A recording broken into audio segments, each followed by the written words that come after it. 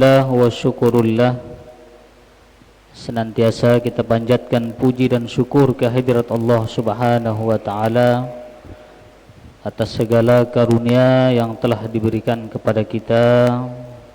Semoga kita menjadi hamba-hamba yang pandai bersyukur dengan menjalankan apa yang telah diperintahkan oleh Allah Subhanahu wa taala dan menjauhi segala yang dilarang. Salawat dan salam kita sampaikan kepada baginda Rasulullah sallallahu alaihi wasallam. Mudah-mudahan kita semua yang hadir pada malam hari ini di masjid kita yang mulia ini, begitu juga keluarga-keluarga kita yang masih hidup ataupun yang sudah meninggal dunia, mudah-mudahan kita semua kelak di hari kiamat dikumpulkan bersama baginda Rasul sallallahu alaihi wasallam, dan mudah-mudahan kita semua mendapatkan syafaat beliau, amin ya rabbal alamin. Hadirin wal hadirat, kaum muslimin muslimat rahimani wa rahimakumullah.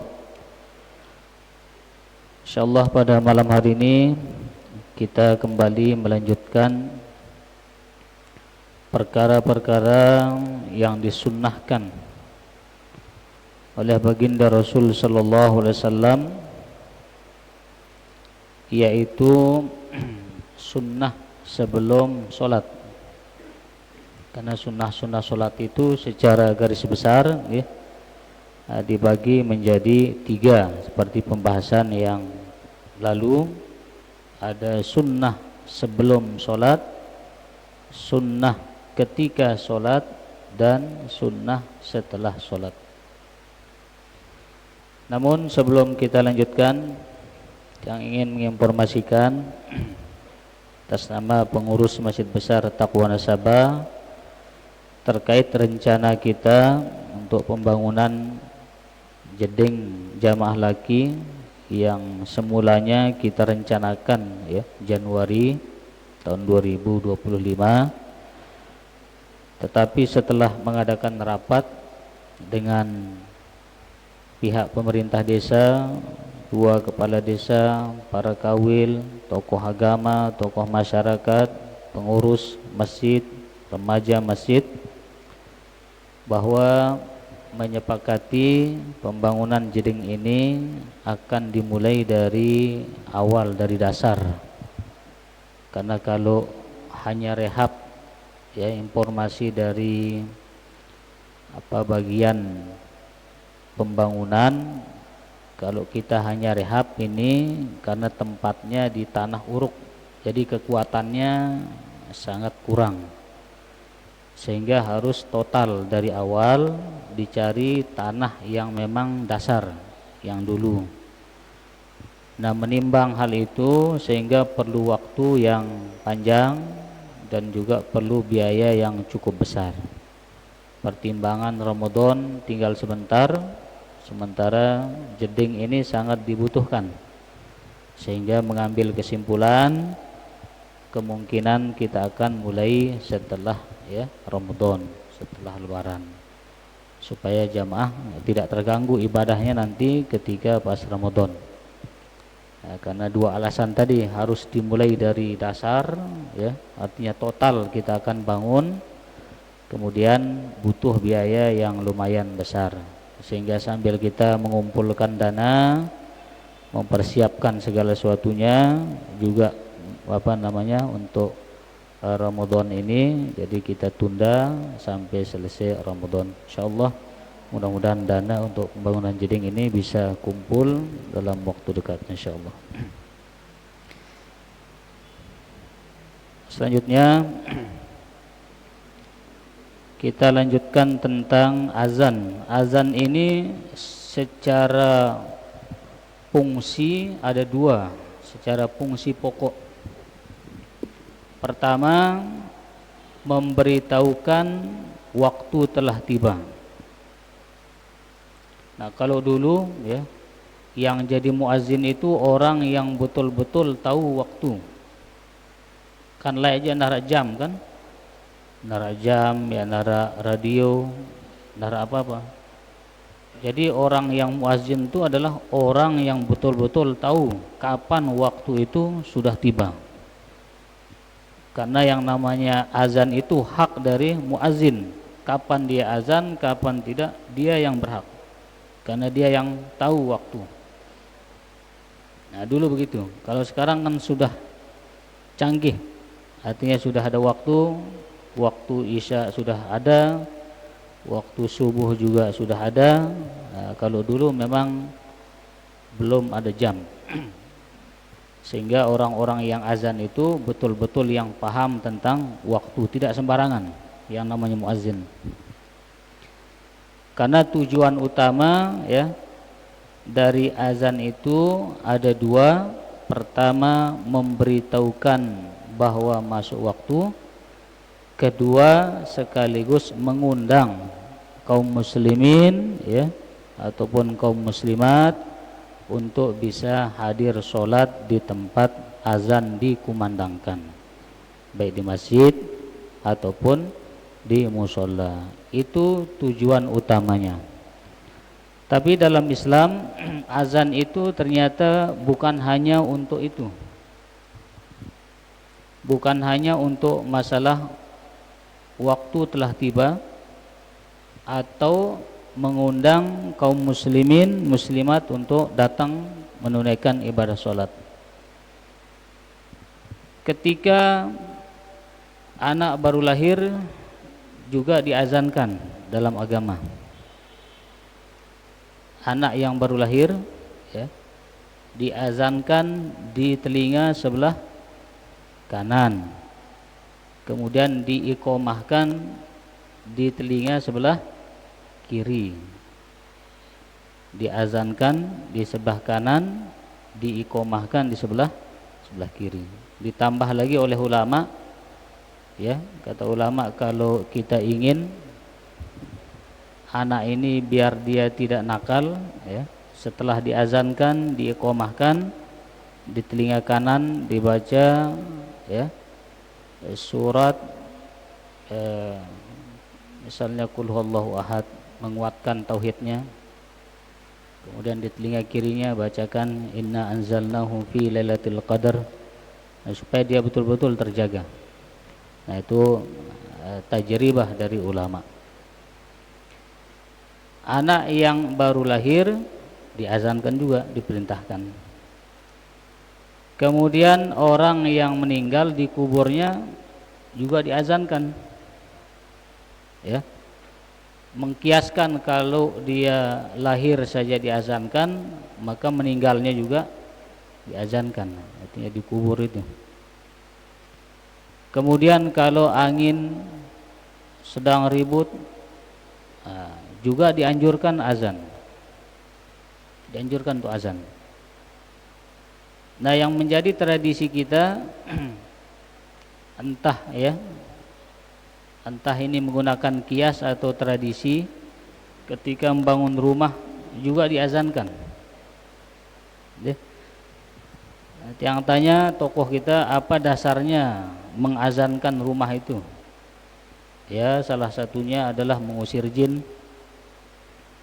Mungkin di tempat itu ditempati oleh jin, maka dengan mendengar suara azan itu jin-jin yang jahat atau setan-setan itu hilang, lari ya. Nah, itu tujuannya. Atau mungkin juga mengkiaskan, kalau anak yang lahir itu diazankan, nah ini rumah baru lahir juga diazankan. Nah, itu tradisi ya. Tradisi mungkin dengan mengkiaskan yang kita gunakan, entah di Lombok saja atau mungkin ada di luar, wallahu alam. Atau di Lombok pun apakah di Wanasaba saja atau ada juga di tempat luar, atau umum di Lombok ini mengazankan rumah yang baru jadi dan ditempati untuk sholat ya. Nah, sekaligus azan di situ dan sholat pertama juga didirikan di situ.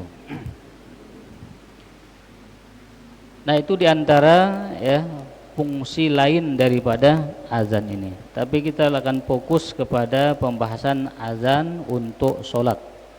Azan untuk sholat. Sampai kepada sunnah-sunnah azan ya. sunnah azan. Pertama, muazin disunnahkan menghadap kiblat. Muazin disunnahkan menghadap kiblat. Kedua, muazin disunnahkan dalam keadaan suci, baik dari hadas kecil ataupun dari hadas besar. Kemudian yang ketiga, muazin disunnahkan berdiri. Nah, sudah biasa sudah. Nah, yang jarang mungkin ya, muazin disunnahkan menghadap kanan ya ketika hayya 'alas shalah, dan menghadap ke kiri ketika mengumandangkan hayya 'alal falah. Nah, muazin ya ketika hayya 'alas shalah dia ke kanan, hayya 'alas shalah begitu. Sunnah. Ketika hayya 'alal falah dia ke kiri, hayya 'alal falah begitu. Ya. Ini sunnah. Sunnah yang memang disunnahkan di dalam azan. Ketika hayya 'alas shalah dia lehernya ya, kepalanya bukan badannya, tetapi hanya sebatas kepalanya. Begini.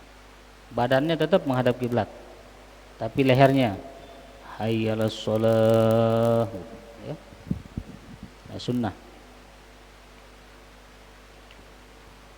Nah, harus diamalkan supaya tidak hilang sunnah ini. Kalau sunnah ini tidak kita amalkan, takutnya hilang nanti, atau takutnya dianggap bid'ah. Ketika ada yang mengamalkan nanti dianggap bid'ah karena jarang kita amalkan. Kemudian yang disunnahkan juga adalah tarji'. Tarji' azan itu maksudnya muazzin membaca syahadatain dulu sebelum bersyahadat untuk orang lain. Jadi dia sebelum asyhadu an la ilaha illallah, sebelum itu dia dulu bersyahadat. Ya. Asyhadu an la ilaha illallah, asyhadu an la ilaha illallah, asyhadu anna muhammadar rasulullah, asyhadu anna muhammadar rasulullah. Nah, barulah dia bersyahadat untuk semua. Baru dia asyhadu an la ilaha illallah. Nah, gitu. Ya, dan seterusnya. Ini diamalkan atau belum muazin? Hah? Mana muazin ini? Sunnah ini sudah diamalkan atau belum? Sepertinya jarang mengamalkan ini. Ya. Nah, ini sunnah ini. Kadang jarang kita ketahui. Enggak mengamalkan mungkin karena kita enggak tahu sunnahnya. Nah, sunnah tarji' ya. Tarji' namanya. Kalau ditanya nanti apa itu tarji' bil azan, artinya muazin itu bersyahadat dulu untuk dirinya, kemudian dia baru bersyahadat untuk orang lain, untuk semua. Nah, seperti tadi. Nah, ini kalau tidak kita amalkan, takutnya sunnah ini nanti hilang. Begitu keturunan kita nanti ada yang mengamalkan, dikira oleh yang lain paham baru, dikira sesat, dikira bid'ah. Takutnya begitu kalau hal-hal yang sifatnya sunnah kita tidak biasakan, kita tidak kerjakan. Jadi para muazin ya, amalkan sunnah ini, tarji' ya, sebelum bersyahadat untuk orang lain. Syahadatkan diri sendiri dulu. Kemudian ya,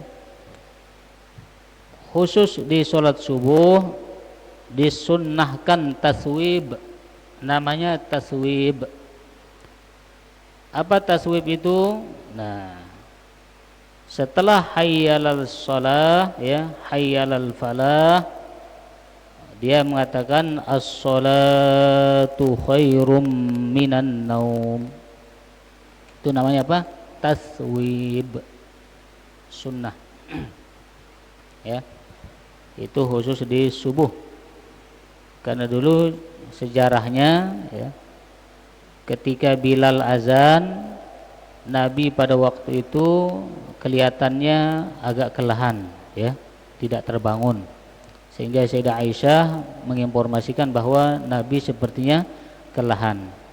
Sehingga Bilal mengumandangkan itu di depan pintu Nabi, as-salatu khairum minan naum. Itu Bilal yang buat itu. Tapi Nabi mengikrarkan. Mengikrarkan artinya menetapkan dan mengakuinya. Walaupun beliau tidak pernah memerintahkan, tidak juga mencontohkan, tetapi beliau mengakui. Nah, itu juga termasuk sunnah. Jadi sunnah itu terdiri dari 3. Pertama, ucapan Nabi yang kita kenal dengan hadis. Yang kedua, perbuatan Nabi, ya. Yang ketiga namanya takrir. Takrir itu beliau tidak pernah sabdakan, tidak pernah lakukan, tetapi beliau akui. Beliau akui. Seperti at-taswib ini, Bilal yang buat as-salatu khairu minan naum. Tetapi Nabi mengatakan lanjutkan itu. Beliau mengakui. Itu namanya takrir. Sehingga tidak semua perkara yang Nabi tidak lakukan itu bid'ah. Seperti orang buat kaidah, kalau tidak dilakukan Nabi bid'ah. Itu kaidah buat-buatan itu. Enggak ada dalam Islam. Ya. Kaidah dibuat-buat. Jadi para sahabat melakukan sesuatu yang tidak pernah dilakukan oleh Nabi. Itu namanya takrir. Sehingga ya, yang namanya bid'ah itu adalah perkara yang tidak ada dasarnya di dalam agama. Itu namanya bid'ah. Perkara baru yang tidak ada dasarnya di dalam agama, bukan yang tidak pernah dilakukan oleh Nabi. Nah, keliru kaidahnya. Kemudian ya, itu di sholat subuh ya.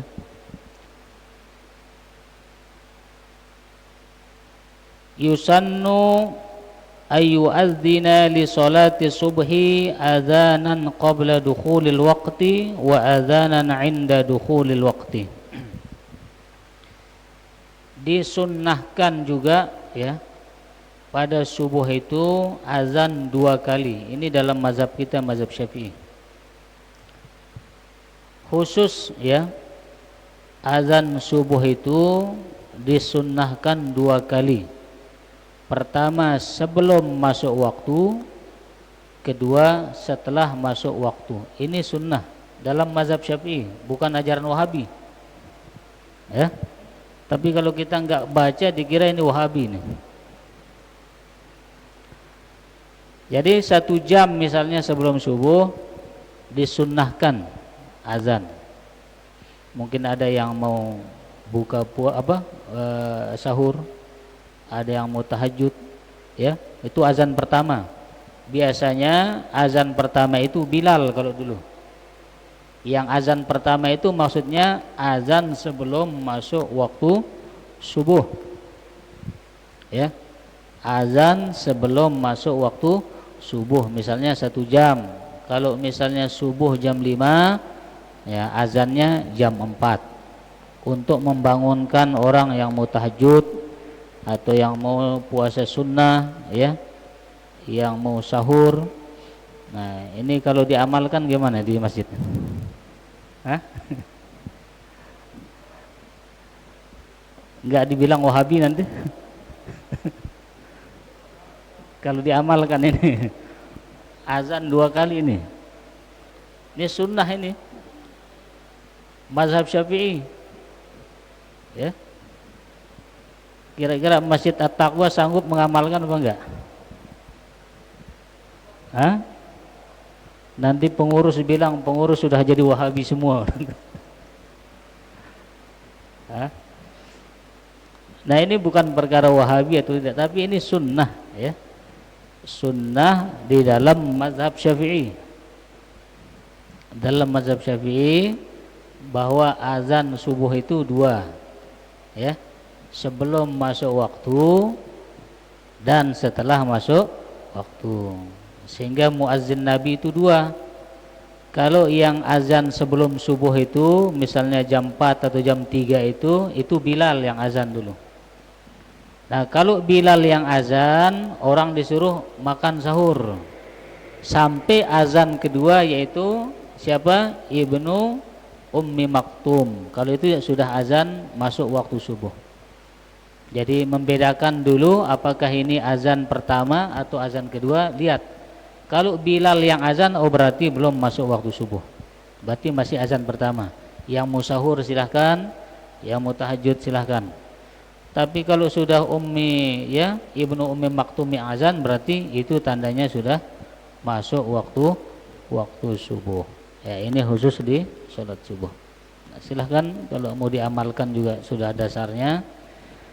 Yang enggak juga ya hukumnya sunnah, tapi jangan diremehkan. Kalau masyarakat kita misalnya, ya, belum siap, ya, mengamalkan itu, ya tidak apa-apa. Tetapi yang penting kita sudah tahu hukumnya, bahwa ini hukumnya sunnah, ya. Nah, sunnah. Kemudian disunnahkan juga, ya, membaca doa dan selawat setelah azan. Seperti biasa sudah, ya, membaca doa dan selawat setelah azan, yaitu, ya, Allahumma rabb hadhihi ad-da'wati at-tammah was-salatil qa'imah ati sayyidina Muhammad wasilatu wal fadilah wasyaraf wad darajata 'aliyata rafi'ah wa ba'atsallahu maqamal mahmud alladzi wa'adta, ya. Nah, innaka la tukhliful mi'ad. Nah, siapa yang membaca doa itu, maka sabda baginda Rasul sallallahu alaihi wasallam, halat lahu syafaati, halal baginya untuk mendapatkan syafaatku. Jadi salah satu cara mendapatkan syafaat Nabi, jawab azan kemudian baca doa azan. Itu baginda Rasul, dia dalam hadis yang sahih rawahul Bukhari, siapa yang menjawab azan kemudian membaca doa, ya, setelah azan, maka halal baginya untuk mendapatkan syafaatku, kata baginda Rasul sallallahu alaihi wasallam. Kemudian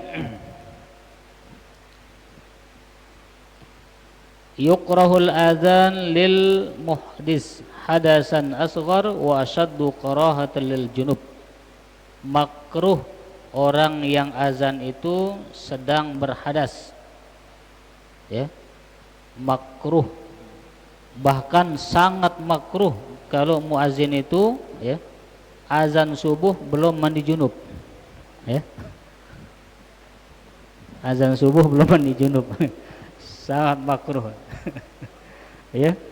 Nah, asyaddu karahah, sangat makruh. Sangat makruh, ya. Muazin belum mandi junub. Jadi mandi junub dulu baru azan subuh. Ya. Nah, jangan azan.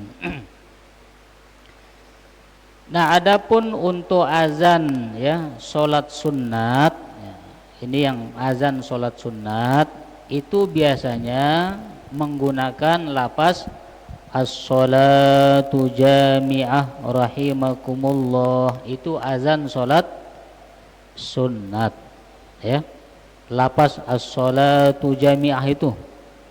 Nah, itulah azannya salat sunnah. Kalau dibilang as-salatu jami'ah rahimakumullah, artinya apa? Mari kita salat, ya, sunnah secara berjamaah. Itu artinya. Nah, kalau ada yang manggil kita as-salatu jami'ah, artinya kita diajak untuk sholat sunnah berjamaah. Misalnya sholat tarawih ataupun sholat, ya, Idul Fitri, sholat Idul Adha.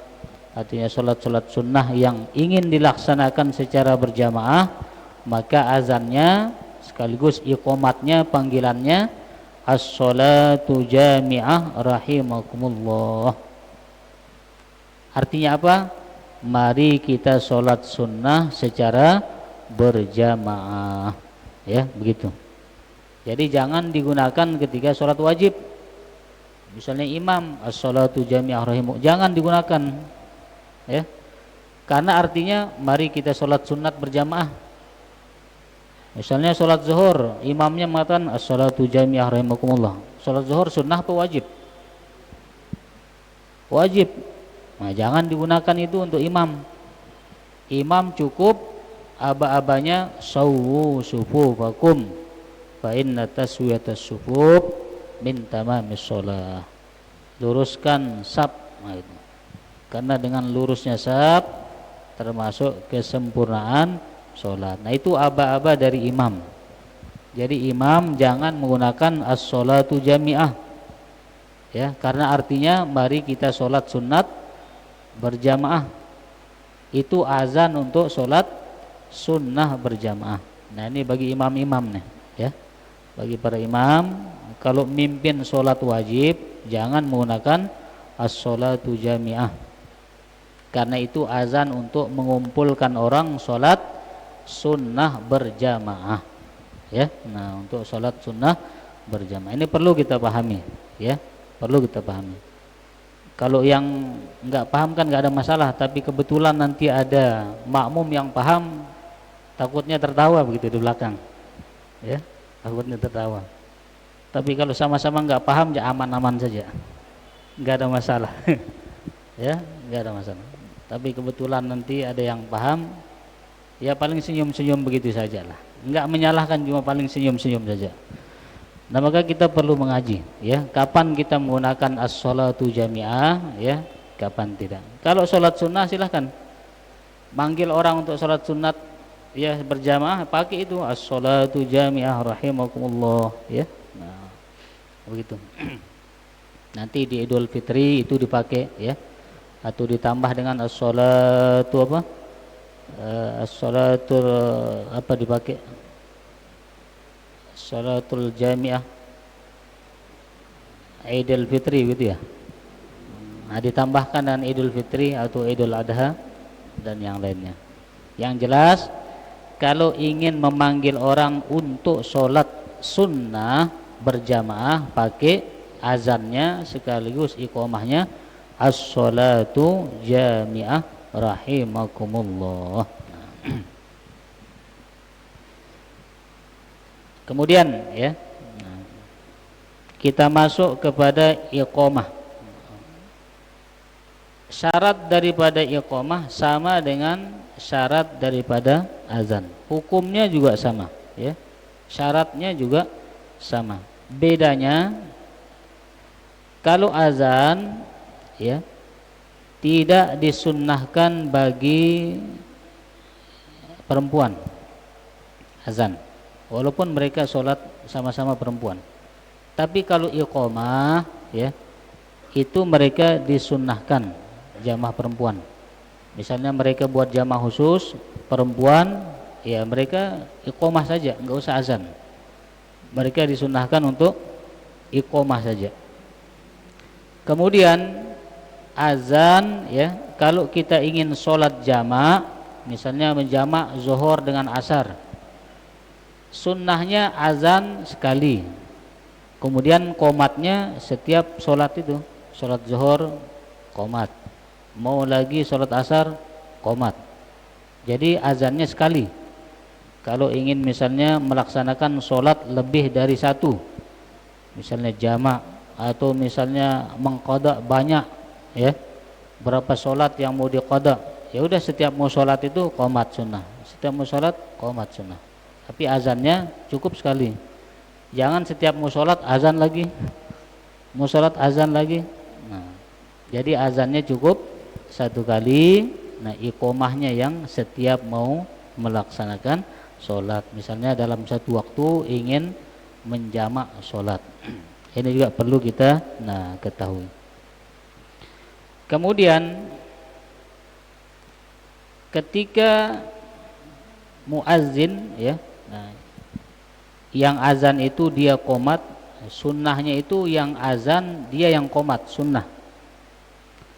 Muazin sekaligus dia yang mukim, artinya dia yang azan, disunnahkan satu paket.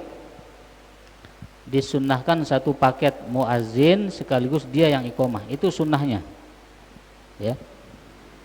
Tetapi kalau dia yang azan, dia yang qomat, dia yang jadi imam, makruh. Jadi diborong semua. Dia yang azan, iqomat juga dia, imam juga dia. Nah, kecuali kalau memang nggak ada sama sekali di musola, hanya dia laki-laki, ya, jamaahnya bini semua. Ya mau nggak mau, dia yang azan, amal-amalan dia, qomat juga dia, imam juga dia, mulayasa pun juga dia sendiri. Tidak ada yang lain, ya. Tapi kalau ada yang lain, makruh. Harus yang lain suruh qomat, jangan dia yang jadi imam. Jangan dia yang jadi imam. Kalau misalnya sudah terlanjur dia qomat, ada yang lain suruh ulang qomat. Suruh ulang qomat supaya tidak melakukan perkara yang makruh. Nah, sampai begitu ulama mengaturnya. Nah, ketika yang qomat ini, ya, melapaskan qad qamatis sholatu, qad qamatis sholah, apa kita jawab? Kalau Allahu Akbar kan biasa Allahu Akbar, Allahu Akbar, ya, asyhadu an la ilaha illallah, asyhadu an la ilaha illallah, asyhadu anna Muhammadar Rasulullah, hayya 'alas shalah, la haula wala quwwata illa billah. Ketika qad qamatis shalah, kira-kira pernah perlu menjawab itu? Ya.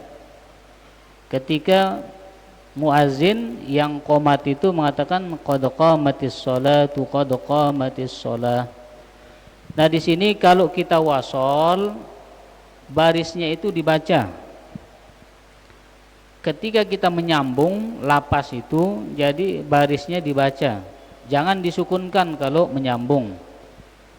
Qad qamatis sholatu, qad qamatis shalah. Jangan qad qamatis shalah, qad qamatis shalah, salah itu, ya, karena dia nyambung. Nah, jadi henta nyambung qad qamatis sholatu, qad qamatis shalah. Lagu henta wakaf, ya sukun qad qamatis shalah, qad qamatis shalah kalau wakaf. Tapi kalau nyambung qad qamatis sholatu, qad qamatis shalah. Nah, apa yang kita jawab sebagai makmum, sebagai yang mendengar? Nah, kita menjawabnya, jawabannya, ya. Kalau hayya 'alas shalah, hayya 'alal falah kan la haula wala quwwata illa billah. Maka kita menjawabnya ada mahallahu, ya, aqamahallahu wa adamaha ma damatis samawati wal ardh wa ja'alani min ahliha. Nah, itu kita jawab, ya. Ketika muazin itu mengatakan qad qamatis sholatu, qad qamatis shalah, maka kita menjawabnya apa? Aqamahallahu wa adamaha ma damatis samawati wal ardh wa ja'alani min ahliha. Pernah penunggu jawab begitu? Hah? Nah, mulai hari ini dijawab. Jawabannya apa? Aqamahallahu wa adamaha ma damatis samawati wal ardh wa ja'alani min ahliha. Hafal benggih insyaallah. Ya?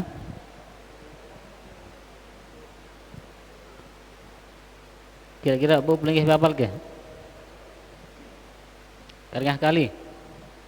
Aqamahallahu, coba aqamahallahu wa adamaha ma damatis samawati wal ardh wa ja'alani min salihi ahliha. Ke, ayo hafal, angkat tangan. Hafal kanggo ule.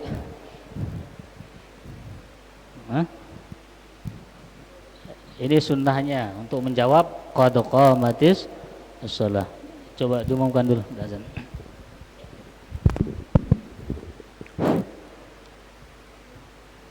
Untuk dimaklumi jamaah yang ada di rumah bahwa waktu azan solat isya sudah tiba. Lagi